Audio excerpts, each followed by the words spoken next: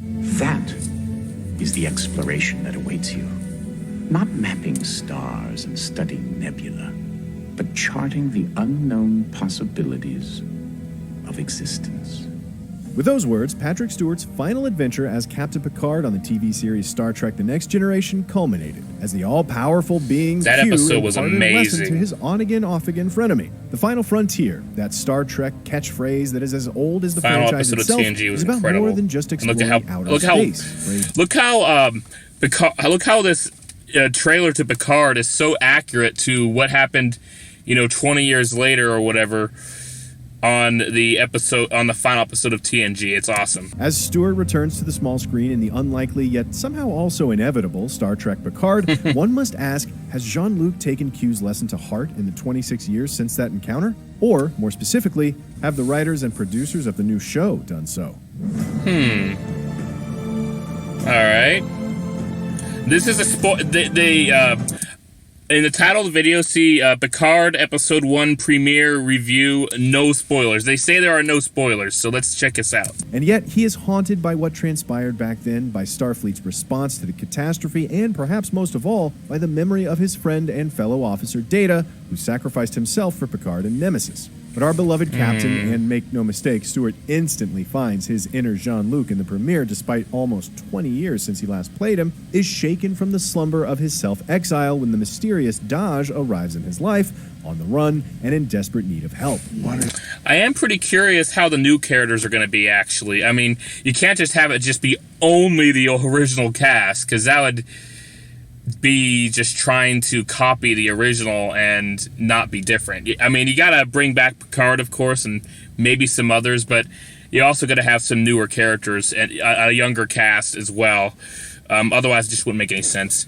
But it seems that the mystery behind Daj could tie into Q's Unknown Possibilities lecture from all those years ago. Even as Jean-Luc struggles with his past, the show is also setting up a philosophical argument that, if executed well as the season progresses, could do what Trek was ultimately designed for, to explore the here and now of our world in 2020 through the tropes of sci-fi.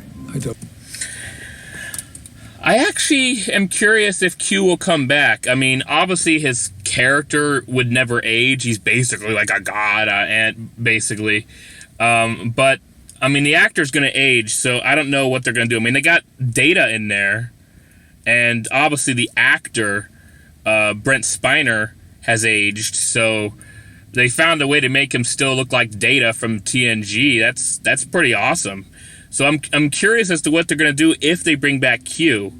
I mean, he had been a thorn on Picard's side on several episodes, so it would make sense if he's actually around in this series. By the way, I remember in a Star Trek or a Trekkie Facebook group I was in, I think I'm still in, I just haven't visited in a while. They asked which species you'd want to be. Leave your answer in the comments, but my answer, the Q.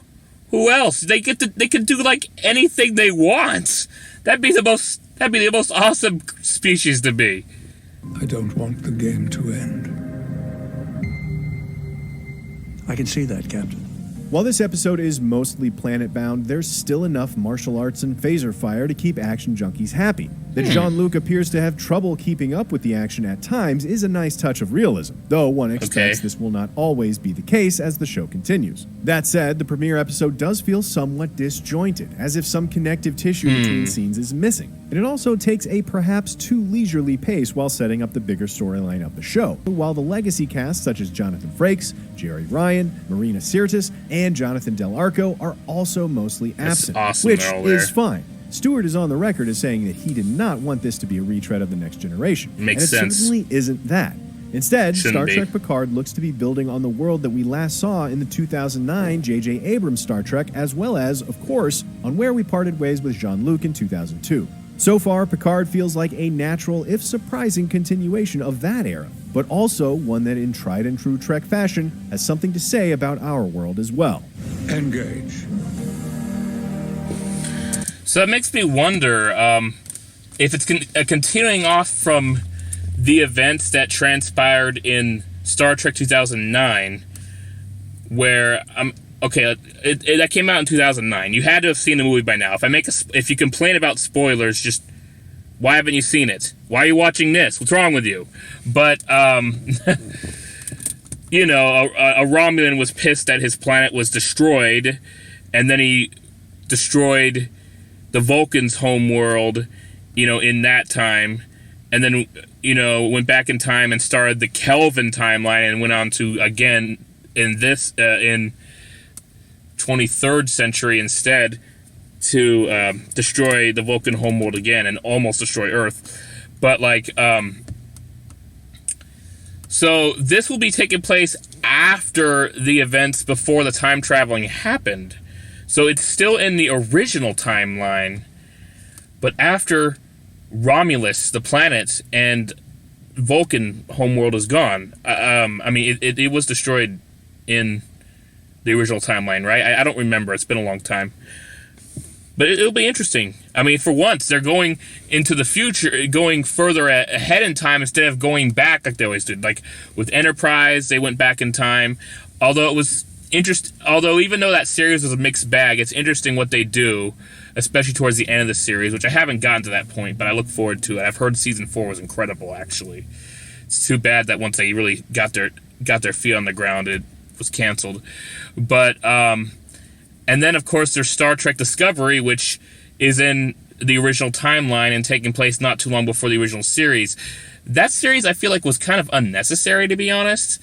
But, you know, it is entertaining, actually, in its own right. Although, between that and its competitor, the Orville, I prefer the Orville.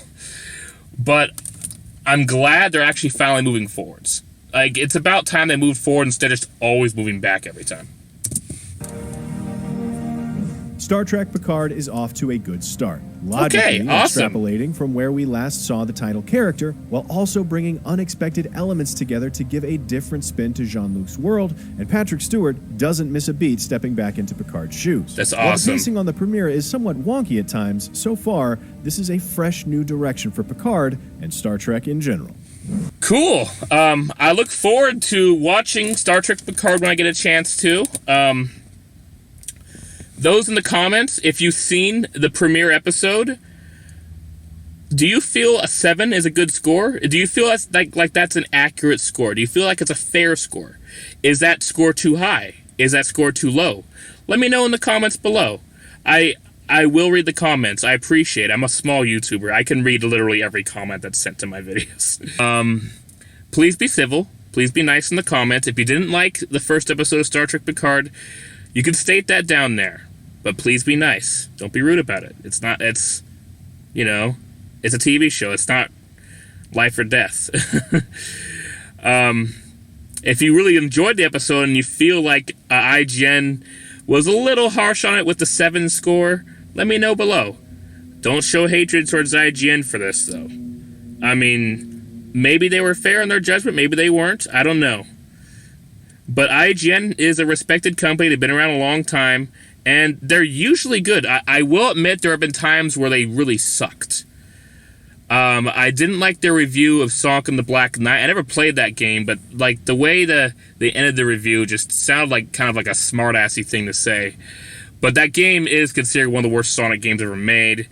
Although many people don't think about that when they think about the worst Sonic games. They usually think of Sonic 06 or Sonic Boom. And for some reason people think of Sonic Forces, even though that game actually has the modern boost formula that starred in Sonic Unleashed. That is a favorite among many. But anyways, another review I hated from IGN, I didn't like from IGN, was Pokemon Sword and Shield. I've enjoyed Pokemon Shield when I played it on my Switch that unfortunately I lost. But I did enjoy Pokemon Shield while I played it on there, and I thought it was a fun game, and I liked the new stuff to add to it. Some of the other stuff they put in it, I didn't really care for. It didn't really bother me that they took away a lot of Pokemon from the National Dex. There were so many Pokemon that it'd be really hard to program every single one of them now.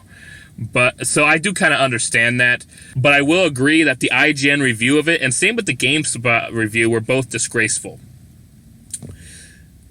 It was not even really a review. It was more like just an advertisement. They were just talking positively about it. Even when they mentioned something that seemed like a negative, they said, oh, but it doesn't matter because you can do this. It's like, we'll get into detail about what's wrong with this. You're reviewing the subject. You're supposed to actually tell us the good and the bad. Don't just, shove the bad aside, But, yeah, anyways, tell me what you think in the comments below. Also, feel free to request what you'd like to see me react to in the future. I'm really looking forward to watching Star Trek Picard. I'm not willing to pay for a CBS All Access account, so I don't know how I'm going to watch it, but I do look forward to it. And I hope someday CBS will realize that they don't actually have enough content to warrant their own streaming service. They really don't. Disney does, because they've been around for a century and own a bunch of other companies they can, stream content of. But CBS, no. They shouldn't. they should, just have new episodes appear on Hulu so I can just watch it there like I really want to, and have past seasons appear on Netflix. They have past seasons of NCIS and of the NCIS and CSI series on Netflix, so at least they got that. But other than that, they're really greedy, and I don't like that about them. That's actually one thing that disappoints me, is that Star Trek Picard is on CBS. I don't like that. Thank you so much for watching. Please like, comment, subscribe, and click the bell icon for notifications. Thank you.